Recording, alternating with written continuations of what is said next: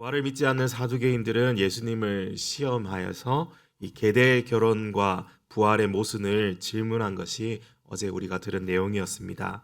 부활할 때에는 도대체 누구의 아내가 되는가? 그들의 질문에 예수님은 천국은 그런 곳이 아니다. 그들의 오리를 짚어서 말씀해 주셨습니다.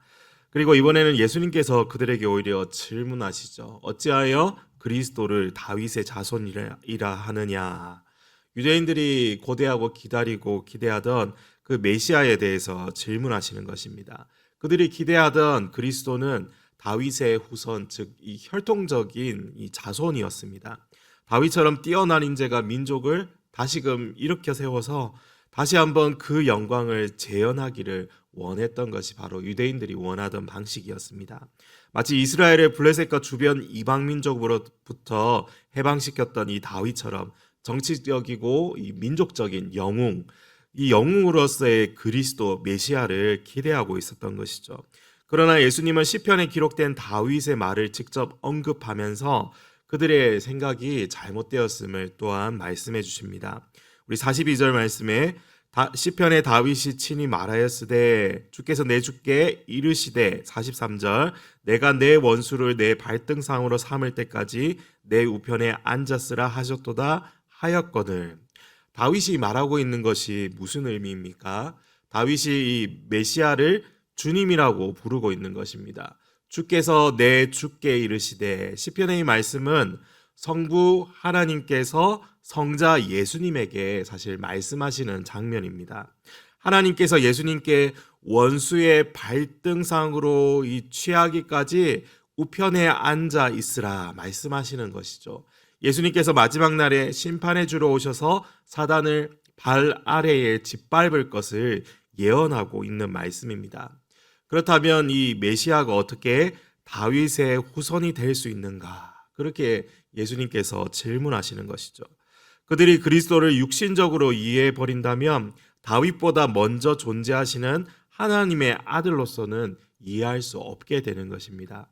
다윗의 후손으로서 마리아와 혼인한 요셉의 자녀로 태어나게 되었지만 예수님은 이 요셉의 친자가 아니죠. 성령으로 잉태하셨고 창세기의 그 원시복음에서 예언되었듯이 여자의 후손으로서 이 땅에 오신 것입니다. 그러니까 다윗의 피가 흐르는 혈육적인 자녀가 아니라 하나님과 동등하신 분으로서 온 인류의 구원과 하나님의 나라를 건설하기 위해 이 땅에 오셨음을 사실 말씀하고 있는 것입니다. 그들이 이것을 이해하지 못하고서는 예수님의 이 말씀을 이해할 수 없고 결코 그분의 존재를 받아들일 수 없게 되는 것입니다. 예수님의 인성만 알고 예수님의 신성을 모른다면 하나님이신 예수님이 메시아로 오셨다는 사실을 깨달을 수가 없는 것입니다. 예수님은 다윗의 주님이십니다. 영원하신 하나님이십니다. 사실상 다윗에게 생명을 부여하신 분이시죠.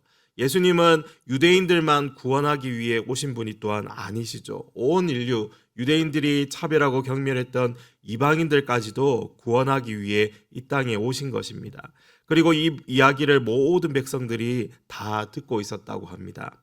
그리고 예수님은 제자들을 위해서 다시 한번 제자들에게 강조해서 말씀하시는 것이 그 뒤에 나옵니다. 46절, 47절에 긴 옷을 입고 다니는 것을 원하며 시장에서 문안받는 것과 회당의 높은 자리와 잔치의 윗자리를 좋아하는 서기관들을 삼가라.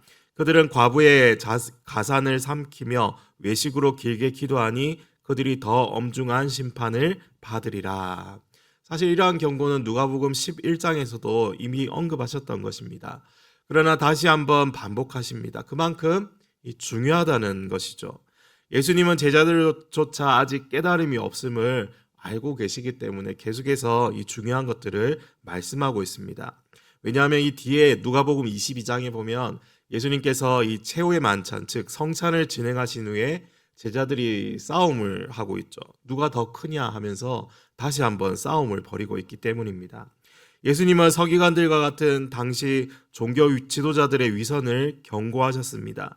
그들의 외식된 모습은 이러한 외식된 모습과 탐욕은 하나님을 바로 섬기지 못하게 만들었습니다.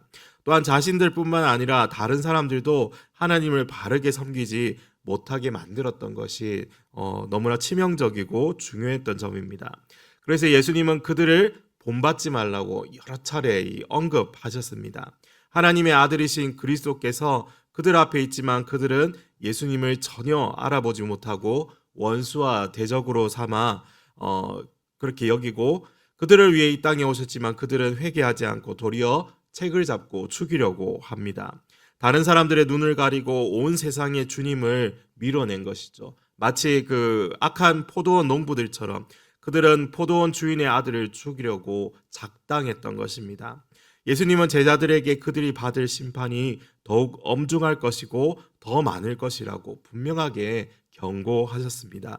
사랑하는 영가족 여러분, 오늘 본문에서 사두개인들에게 말씀하시는 장면과 제자들에게 말씀하시는 이 장면이 두 개의 이야기 같지만 결국은 하나의 말씀입니다. 예수님이 누구신지 진정으로 알아야 한다는 것입니다. 예수님은 주님이십니다. 이걸 바르게 알고 있어야 하나님을 바르게 섬길 수 있습니다.